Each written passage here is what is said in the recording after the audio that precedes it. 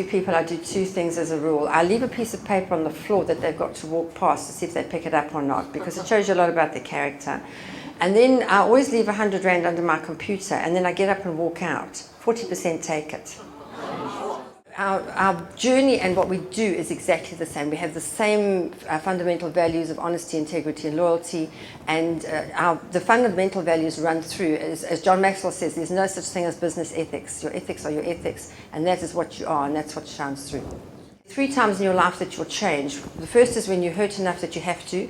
The second is when you know enough that you want to. And the third is when you earn enough that you can. And I work with women all the time to say you have to be totally self-sufficient. I've been married now for nearly 41 years, but I'm totally self-sufficient. Everything I do is totally self-sufficient. And I think as women we need to be. Don't ever rely on your husband, because you never know when he might be whipped out from under your feet. But you have choices in life, and that's what it's all about, the choices you make. We had to work really, really hard.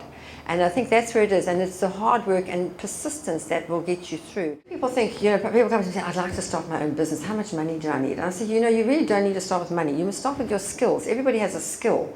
And I went into selling. And that is the way to make money. If you can sell, you'll never starve. This is, at some stage in your life, the rug's going to be pulled out from under your feet, and you have to know that all you can do is get up and carry on going.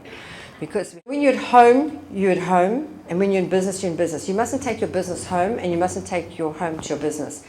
So you try and do something. I think you've got to get yourself out of the box. Otherwise, you become a mundane robot. And for us as South Africans, and I think as South Africans, especially people like you who have an insight, you've got to help this country. Stop putting South Africa down. Stop talking about the crime. Just work on the positive, and if you work on the positive, whatever you focus on will expand. What can you do to make this country better? What are you doing about it? A lot of people talk about it, but what are you doing about it? Into this country. This is a country of wealth and abundance. There's so much wealth and so much abundance here. We have so much going for us as entrepreneurs. I could never have started a business like this and done as well as I have done in any other country. I think we've got such potential here, and if we just work towards it and help others, and from the people that I help, I feed 7,000 mouths every month just of my staff. If everybody did that, and it's very easy to do in this country can only go from strength to strength, and that's our job. We've got to do that. If you set your goals, you definitely get them, no matter what they are.